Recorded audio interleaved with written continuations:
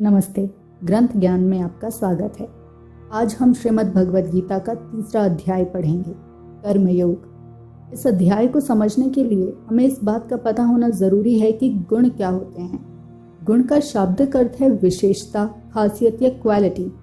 वेदों में गुणों को 3 श्रेणियों में बांटा गया है और कहा गया है कि संसार में जितनी गतिविधियां होती हैं उनका सबका मूल कारण गुण ही होते हैं। सारी चीजें, जीवित या निर्जीव, कुछ भी और सब कुछ इन तीनों गुणों से प्रभावित है। तो ये 3 गुण हैं, सतोगुण, रजोगुण और तमोगुण। सतोगुण जुड़ा है निर्माण से, रजोगुण जुड़ा है संरक्षण से, मेंटेनेंस, तमोगुण जुड़ा है विनाश से। सतोगुण को श्रेष्ठता भी कहा जा सकता है क्योंकि इसकी कुछ विशेषताएं हैं, जैसे खुशी, संतुष्टि, ज्ञान।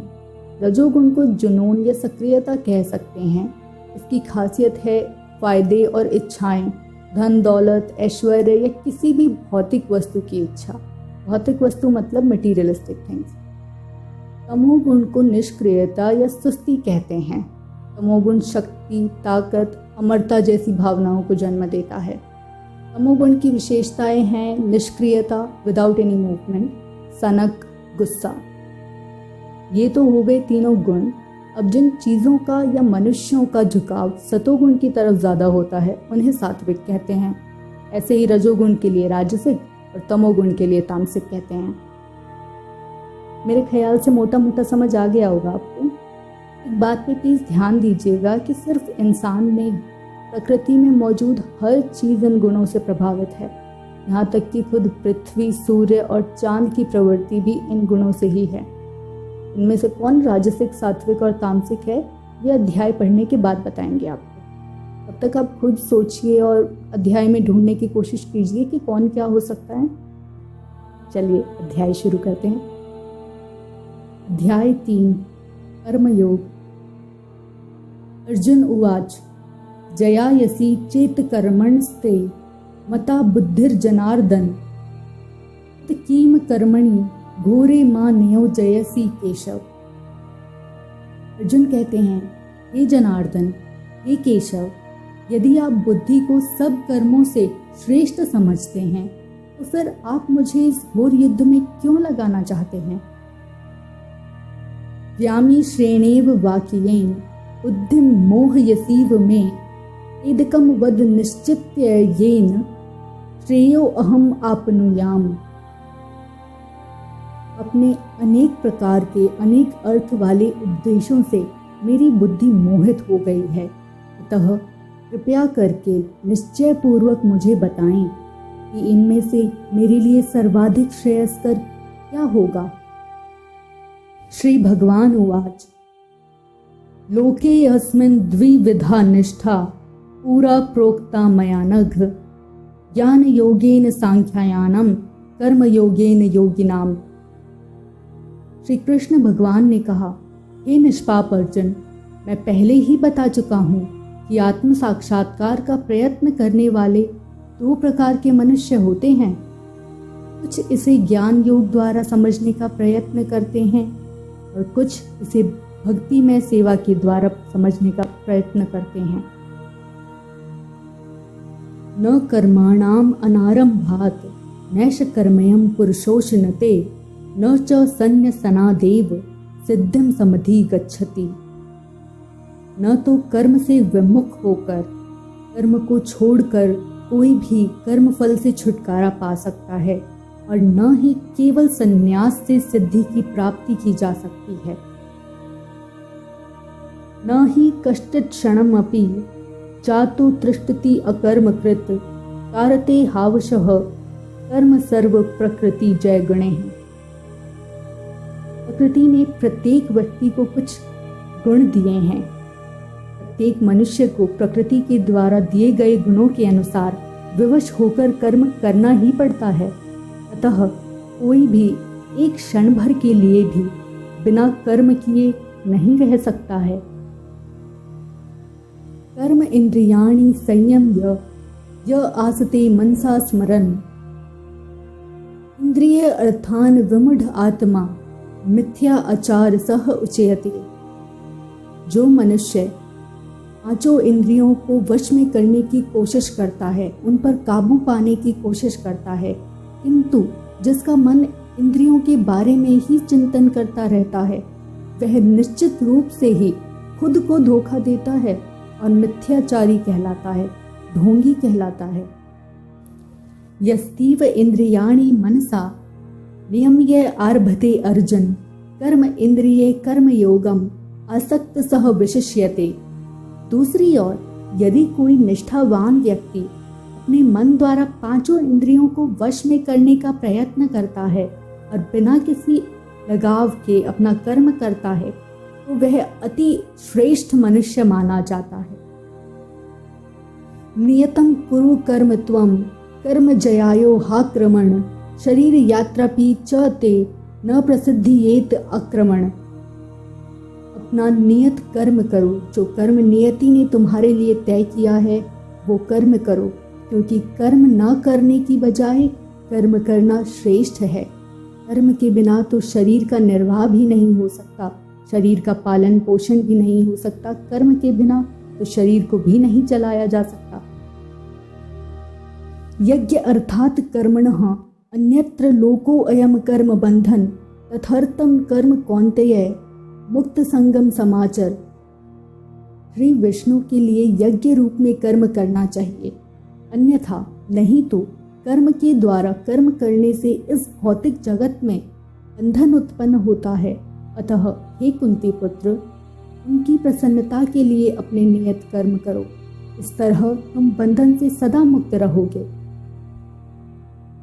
सह यज्ञा प्रजा शुष्टवा पुरोवाच प्रजापति अनेन प्रसविष्य ध्वमेश व अस्तु इष्ट कामधूक। सृष्टि के प्रारंभ में समस्त प्राणियों के स्वामी प्रजापति ने विष्णु के लिए यज्ञ सहित मनुष्यों तथा देवताओं की प्रजा को रचा था और उनसे कहा, तुम इस यज्ञ से सुखी रहो, क्योंकि इसके करने से तुम्हें सुखपूर्वक रहने तथा मुक्ति प्राप्त करने के लिए सारी वस्तुएं प्राप्त हो सकेंगी।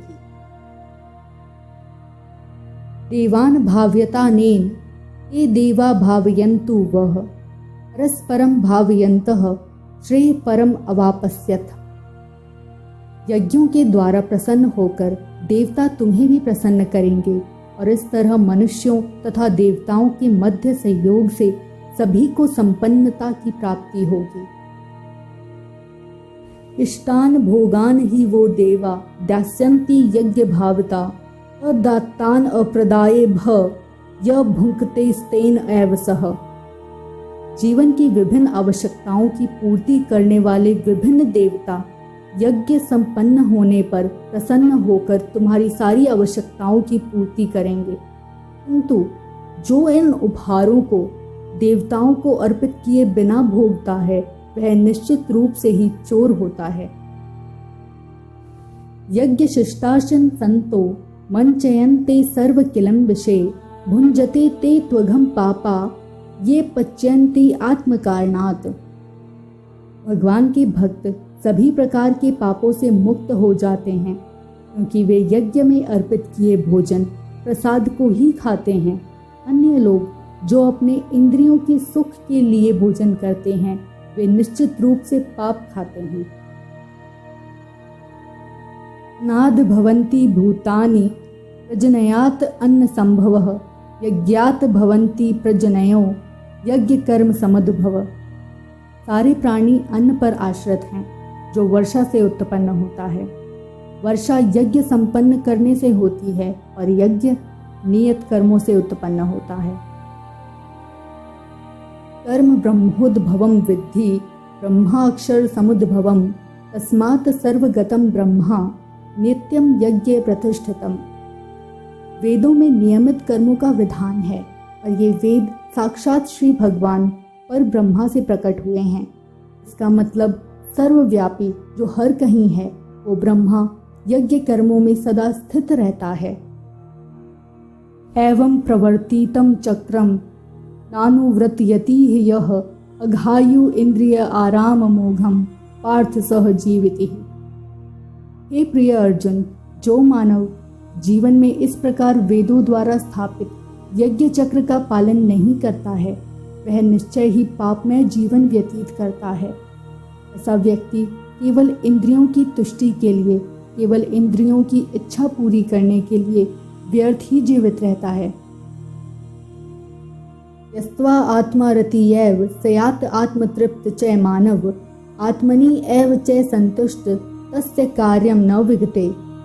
किंतु जो व्यक्ति आत्मा में ही आनंद लेता है तथा जिसका जीवन आत्म साक्षात्कार से भरा हुआ है और जो अपने आप में ही पूर्णतः संतुष्ट है, उसके लिए कुछ कर्तव्य नहीं होता। नैव तस्य कृतेनार्थो न कृतेन हे कश्चन न चास्य सर्वभूतेषु कश्चित अर्थ व्यापाश्रय। स्वरूप सिद्ध मतलब कि जिस मनुष्य ने आत्म साक्षात्कार करके अपने आप को सही कर लिया हो, या जो मनुष्य अपने आप से संतुष्ट हो, ऐसे व्यक्ति के लिए न तो अपने नियत कर्मों को करने की आवश्यकता रह जाती है, न ऐसा कर्म न करने की कोई कारण ही रहता है। उसे किसी अन्य जीव पर निर्भर रहने की आवश्यकता भी नहीं रह जाती है। अस्मात् असक्त सततम कार्यं कर्म समाचर असक्त ही आचरण करम परम आपनोति पुरुषः। अतः कर्म की इच्छा किए बिना, कर्म में लगाव हुए बिना मनुष्य को कर्म अपना कर्तव्य समझकर निरंतर करते रहना चाहिए, क्योंकि कर्म में लगाव बिना हुए कर्म करने से उसे पर ब्रह्मा की प्राप्ति होती है। कर्मणेव ही संसिद्धिम आस्थिता जनका दये लोक संग्रहे में वापी संपश्यन कृतुम अर्हसि। जनक जैसे राजाओं ने केवल नित्य कर्मों को करने से ही सिद्धि प्राप्त की थी। अतः हमें कर्म सामान्य जनों को शिक्षित करने की दृष्टि से करना चाहिए।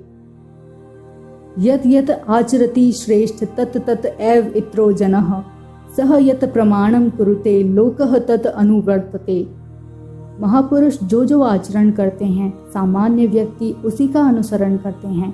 महापुरुष अपने कार्यों से जो आदर्श प्रस्तुत करते हैं, संपूर्ण विश्व उसका अनुसरण करता है, उस राह पर चलता है। न मे पार्थ अस्ति कर्तव्यम त्रिषु लोकेषु किंचन नानव आप्तम अवापत्वयम वर्ते एव च कर्मणि। हे प्रथापुत्र, तीनों लोकों में मेरे लिए कोई भी कर्म नियत नहीं है। न मुझे किसी वस्तु का अभाव है और न ही आवश्यकता है, तो भी मैं नित्य कर्म करने में तत्पर रहता हूँ। यदि हाहाम न वर्तयें जातु कर्मण्य तंद्रित मम वत्रम अनुवर्तन्ते मनुष्या पार्थ सर्वशः। क्योंकि यदि मैं नियत कर्मों को सावधानी पूर्वक ना करूं, तो हे पार्थ, यह निश्चय है कि सारे मनुष्य मेरे ही पथ पर चलेंगे। जिस पथ पर मैं चलूंगा उसी का अनुगमन करेंगे। उत्सी देयुर में लोका न कुर्याम कर्म चेदहम संस्करस्य च कर्ता सयाम उपहन्याम इमा प्रजा। यदि मैं नित्य कर्म ना करूं तो ये सारे लोग नष्ट हो जाएंगे। अब मैं अवांछित जन समुदाय को उत्पन्न करने का कारण बन जाऊंगा और इस तरह संपूर्ण प्राणियों की शांति का विनाशक बनूंगा। सक्ता कर्मण्य विद्वांसो यथा कुर्वन्ति भारत कुर्यात् विद्वान तथा आसक्त चिकीर्षु लोक संग्रहम।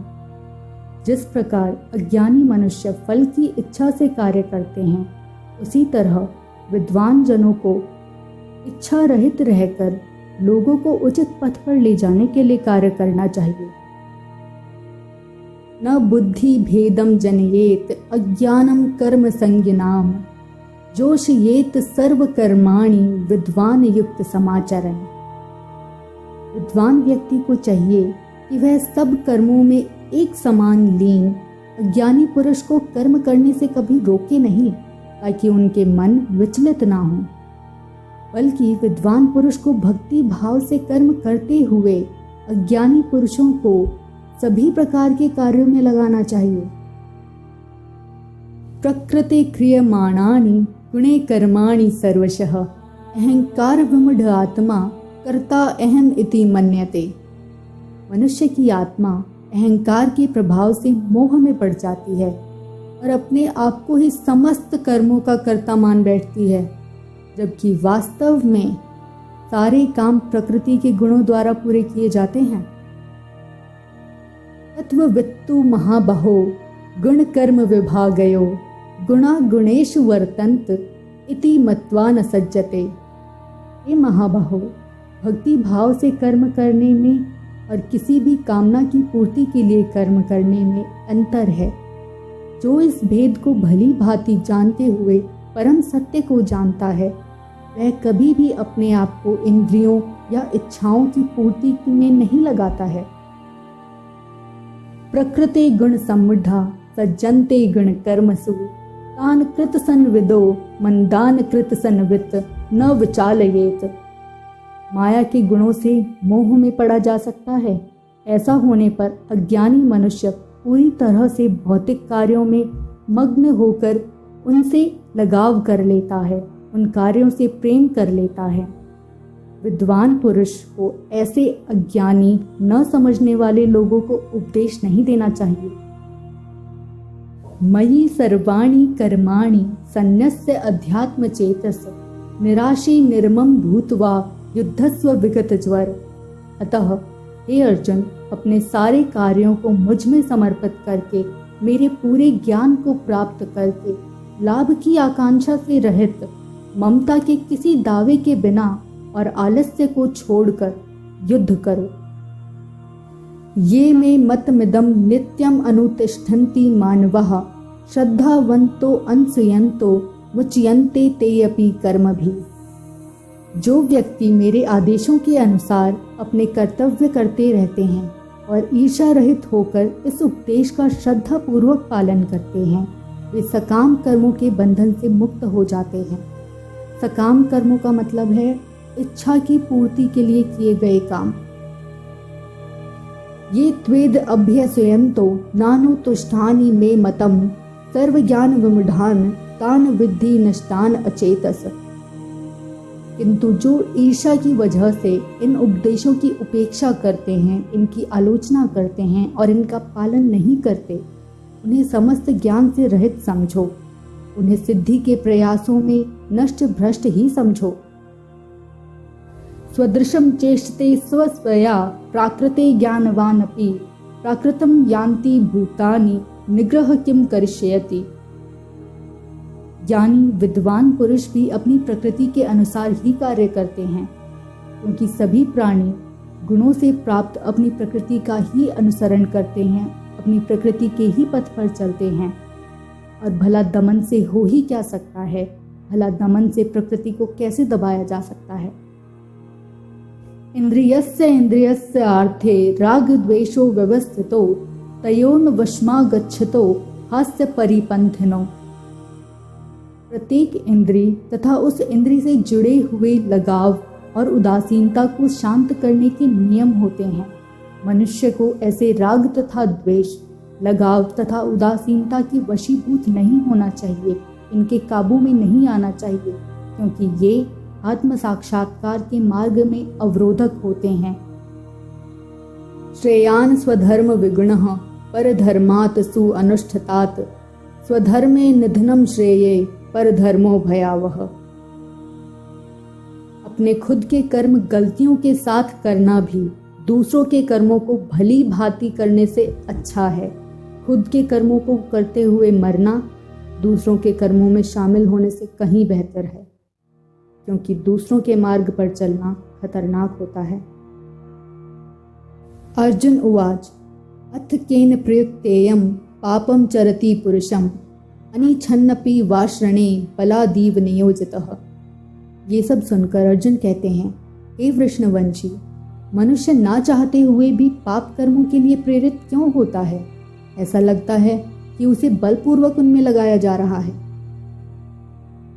श्री भगवान उवाच काम एष क्रोध एष रजोगुण समुद्भव महाशन महापापमा विधि एनमीय वैरणम। श्री कृष्ण भगवान ने कहा, हे अर्जुन, इसका कारण रजोगुण के संपर्क से उत्पन्न काम है, जो बाद में क्रोध का रूप धारण करता है और जो इस संसार का सर्वभक्षी पापी शत्रु है। रजोगुण का मतलब होता है भोग विलास, राजसी ठाट बाट की इच्छा। धूमेन आव्रियते वहीन यथा आदर्श मलेन च यथा उल्बेन आवृतः गर्भस्तदा तेन इदम आवृतम। जिस प्रकार अग्नि धुएं से, दर्पण शीशा धूल से अथवा गर्भ आशय से ढका रहता है, उसी प्रकार मनुष्य की आत्मा विभिन्न प्रकार की वासनाओं से ढक जाती है। आवृतम ज्ञान में तेन ज्ञानिनो नित्य वैरिणः काम रूपेण कौन्तेय दुष्पूरेण अनलेन चः। इस प्रकार ज्ञान से भरी हुई जीवन की आत्मा की शुद्ध चेतना इस काम रूपी शत्रु से ढकी रहती है। इस शत्रु कभी भी तृष्ट नहीं होता, इसकी कामनाएं कभी भी पूर्ण नहीं होती और हमेशा अग्नि के समान जलती रहती हैं। इंद्रियाणि मनोः बुद्धियास्य अधिष्ठानम उच्यते एते विमोहति एषे ज्ञानम आवृते देहिनम। इंद्रियां, मन और बुद्धि इस काम या वासना के निवास स्थान है। ये इन जगहों पर रहता है। इनके द्वारा यह काम जीवन की आत्मा के वास्तविक ज्ञान को ढक कर उसे मोहित कर लेता है। इसी की वजह से इंसान का सच्चा गुण, उसका सही सामर्थ्य बाहर नहीं आ पाता। तस्मात् त्वम इंद्रियाणि औदो नियम्य भरत ऋषभ पापमानं प्रजहि होनम ज्ञान विज्ञान नाशनम। इसलिए हे भरतवंशियों में श्रेष्ठ अर्जुन, प्रारंभ में ही इंद्रियों को वश में करके इस पाप के महान प्रतीक काम या वासना का दमन करो और ज्ञान तथा आत्म साक्षात्कार से इस विनाश करने वाली वासना का वध करो। इंद्रियाणि पराणि आहु इंद्रियभ्य परम मनः मनस्तु परा बुद्धिर्यो बुद्धे परतस्तु सह। कर्म इंद्रियां जड़ पदार्थ की तुलना में श्रेष्ठ हैं। मन इंद्रियों से बढ़कर है, बुद्धि मन से भी उच्च है और आत्मा बुद्धि से भी बढ़कर है। एवं बुद्धे परम बुद्धवा संते भय आत्मा नमः आत्मना जेहि शत्रुम महाबहो काम रूपम दुरासदम। इस प्रकार से हे महाबाहु अर्जुन, अपने आप को भौतिक इंद्रियों, मन तथा बुद्धि से परे जाने को प्रेरित करो और मन को सावधान अत्याधुनिक बुद्धि में स्थिर करके आध्यात्मिक शक्ति से इस काम रूपी दुर्जय शत्रु को जीतो। दुर्जय का अर्थ होता है जिसे बहुत मुश्किल से जीता जा सके। अध्याय 3 समाप्त हुआ। जो सवाल हमने शुरू में डिस्कस किया था उसका जवाब मिला आपको? अगर आपको जवाब मिल गया है तो कहीं लिख लीजिए ताकि आप वेरीफाई कर सको, और अगर नहीं मिला है तो गेस कर लो, तुक्का मार लो। गलत होना हमेशा गलत नहीं होता है। तो हमारी पृथ्वी है तामसिक, सूर्य है राजसिक और चंद्रमा है सात्विक। शायद इसीलिए हर धर्म में चांद को इतना महत्वपूर्ण माना गया है। धर्मों में जितनी सिमिलैरिटीज, जितनी एक जैसी चीज़ें हैं ना, मुझे ऐसा लगता है कि धर्म हमें बांटने के लिए नहीं, जोड़ने के लिए बने थे। हमें ये बताने के लिए बने थे कि हम चाहे दुनिया के किसी भी कोने में हो, किसी भी संप्रदाय से हो, हमारे जीवन का मूल अस्तित्व एक ही है। ये वक्त लगे तो सोचना इस बारे में। खैर, अब मुझे आज्ञा दीजिए। अब हम मिलेंगे एक और बहुत ही इंटरेस्टिंग अध्याय में, अध्याय 4 में, ज्ञान कर्म संन्यास योग। मुझसे कोई गलती हो गई हो तो माफ़ कर दीजिएगा। अच्छा देखिए, अच्छा बोलिए, अच्छा सुनिए, अच्छा ही होगा। राधे राधे।